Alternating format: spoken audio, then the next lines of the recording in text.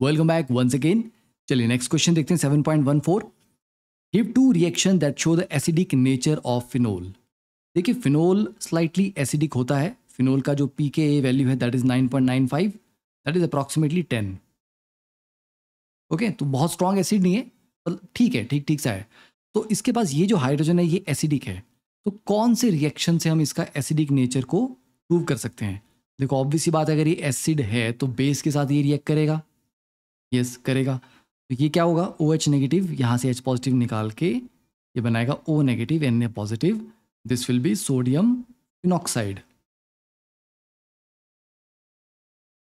ठीक है, एक तो ये हो गया। दूसरा, क्योंकि इसके पास एसिडिक हाइड्रोजन है तो ये अल्कली मेटल से भी रिएक्ट कर जाएगा। इसको आप सिंपली सोडियम से रिएक्ट करवाओ तो सोडियम भी यहाँ से एसिडिक हाइड्रोजन को निकाल के O नेगेटिव Na पॉजिटिव। तो होता क्या यहाँ पे, सोडियम एक इलेक्ट्रॉन लूज करके Na पॉजिटिव बनाता है। ठीक है, यस। अब यहाँ से जो H पॉजिटिव निकला, क्योंकि एसिड का काम H पॉजिटिव देना होता है, तो उस H पॉजिटिव ने वो एक इलेक्ट्रॉन लिया और हाफ H2 बन के H2 गैस बन के वो बाहर निकल गया। तो मतलब सोडियम के साथ ट्रीट करेंगे तो H2 गैस निकलेगी और evolution of hydrogen gas confirms the presence of acidic hydrogen. तो मतलब अल्कली मेटल से रिएक्ट करने पे अगर हाइड्रोजन गैस निकल रही है तो वो एसिडिक हाइड्रोजन की प्रेजेंस को कन्फर्म करता है। फिर और भी देख लेते हैं।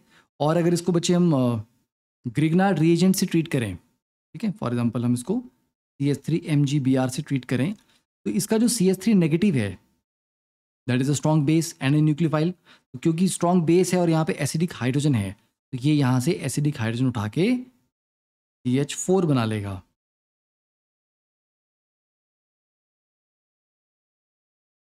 ठीक है, समझ गए, ऐसे बन जाएगा ये। तो ये ग्रिग्नार्ड वाला और ये सोडियम वाला जो रिएक्शन है दोनों एसिडिक हाइड्रोजन की प्रेजेंस को कंफर्म करते हैं। Now compare the acidity of phenol with that of ethanol. Ethanol की तो बहुत ही ज़्यादा कम है। Why is that? देखो फिनोल जब अपना H पॉजिटिव लूज करेगा तो ये जो नेगेटिव चार्ज आएगा this will be delocalised over the benzene ring. इसलिए H पॉजिटिव लूज करने में वो उतना दुखी नहीं होता। वो बोलता है कि चलो यार H पॉजिटिव निकल गया, कोई बात नहीं, एटलीस्ट मुझे रेजोनेंस से तो थोड़ी बहुत स्टेबलाइजेशन मिल रहा है।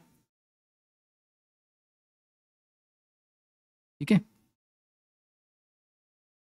इस तरह से इसके फिर बाकी के रेजोनेटिंग स्ट्रक्चर भी आप ड्रॉ खुद से करने हैं, खुद से भी कर सकते हो।